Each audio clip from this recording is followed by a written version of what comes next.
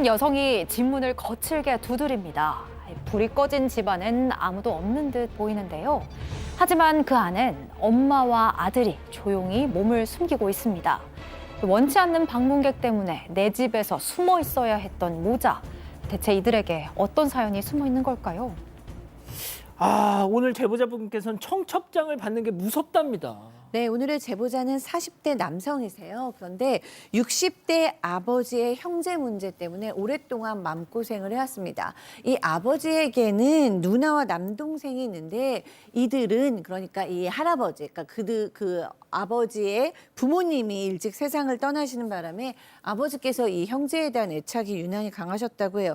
근데 문제는 이 여파가 고스란히 제보자와 어머니에게 돌아왔다는 거예요.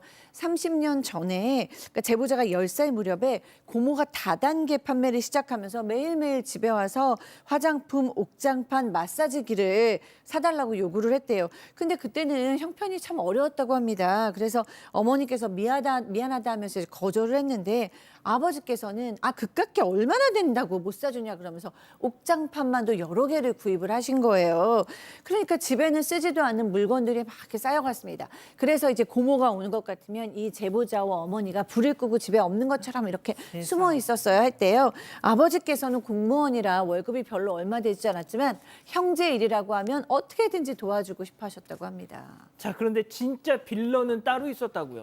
네, 삼촌입니다. 삼촌에 비하면 고모는 약과였다고 해요. 이 제보자에게는 삼촌, 그러니까 아버지의 남동생인데요. 젊은 시절에는 음악을 한다면서 막 아버지한테 생활비를 계속 받아가더니 어느 날 갑자기 결혼을 선언을 했습니다. 그런데 문제는 이 돌아가신 아버지를 대신해서 제보자의 아버지에게, 그러니까 형에게 전세금의 혼수 비용까지 다 지원을 받았습니다.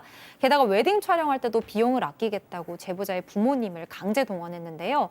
엄마는 헬퍼 이모처럼 동서의 웨딩드레스를 붙잡고 수발을 들어야 했고 아버지는 운전기사 역할을 맡았습니다.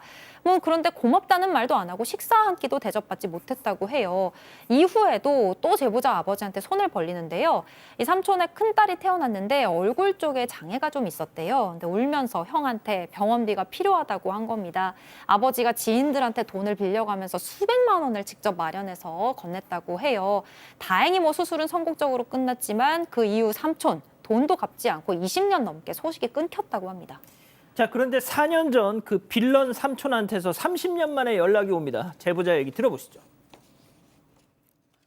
이제 결혼 소식이 알리더라고요. 인사를 올리겠다 해가지고 그래 했는데 저희는 약간 좀 찜찜하긴 했죠. 갑자기 이제 아버지가 이제 향을 차리라는 식으로 얘기를 하는 거예요. 그래서 저희가 이제 완강하게 반대를 했죠. 이제 향을 차리냐, 밖에서 밥이나 먹고 끝내자. 우리가 그래도 그 눈물도 된 그런 데를 잡았어요. 비용도 이제 상당히 나오긴 했는데 잘 먹었다 이런 말도 없었어요.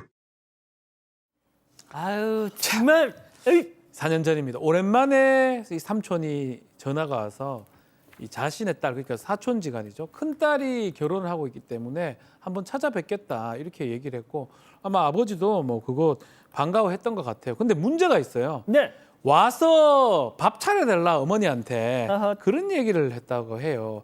그러니까 밥 차리는 게 그쪽에서 사야 되지 왜 여기서 할 수는 없는 거잖아요.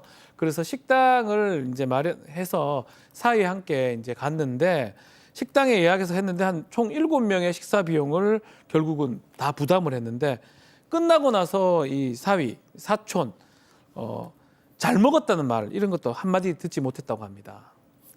자, 어쨌든 대망의 결혼식 날. 그런데 돈은 돈대로 쓰고 마음만 팍 상했다. 아니 보통 아주 가까운 친척들에게는 한복을 맞춰주거나 아니면 옷을 새로 하라고 이불값 같은 거 주잖아요. 기대하지도 않았지만 그런 거 하나도 못했는데 또 제보자한테 그 축의금 받아달라는 말은 너무나 자연스럽게 당당하게 하더라는 겁니다.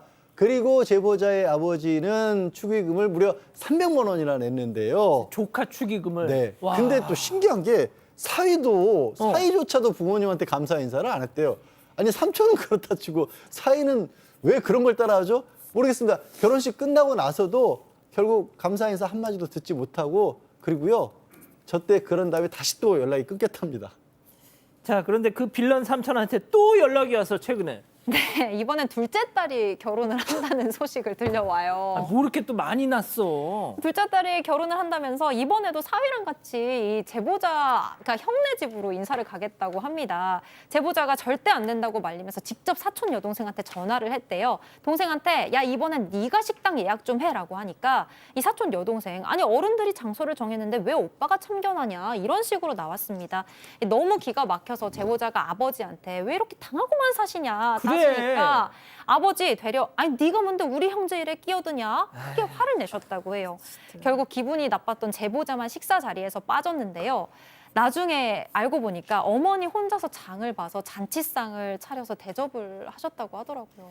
자, 결국 제보자는 둘째 그 사촌 결혼식 안 갔습니다. 자, 그런데 예상치 못한 일이 제보자 얘기 들어보시죠. 내가 미쳤냐. 저렇게 이렇게 강하고도 무슨 결혼식이야. 나 안 간다. 뭐 이렇게 했더니 아버지가 이제 제 앞으로 또 돈을 내고 자기가 또 자기대로 또 주고 이렇게 또 하시고 오셨더라고요.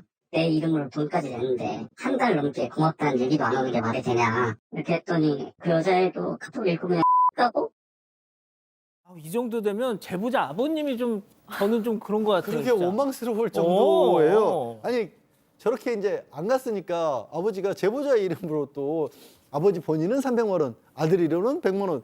사실상 2배를 한 거고요. 400만 원? 그러고 나서도 또 아버지가 네가 안 오는 바람에 난 정말 망신스러웠다라고 또 이게 체면 깎였다고 이 제보자분을 탓을 했다라는 건데 아니 저는 진짜 이해가 안 가. 아까 그 저 사유도 저 감사인터 안 했다고 예. 했잖아요. 여기도 당사자인 사촌도 인사를 안 했다는 거예요. 뭐 결혼식 때 아니었어 조그만 선물 하나라도 전혀 없었다고 합니다. 아니 뭐 집안 유전자예요 이거. 자, 그런데 더 큰 문제가 있습니다, 박 변호사님. 네. 이 빌런 삼촌에게는 아직 한 발이 더 남았다는 거. 셋째 아들이 있습니다. 예. 똑같은 일이 반복될 게 뻔하지 않겠습니까? 아, 근데 최소한 고맙다, 감사의 인사라도 있어야 되는데 이게 없다는 것도 좀 문제고 또 근데 아버지가 형제를 생각하는 것, 자신의 또 가족을 생각하는, 친척을 생각하는 마음 쉽게 이게 바뀔지는 저는 의문이거든요.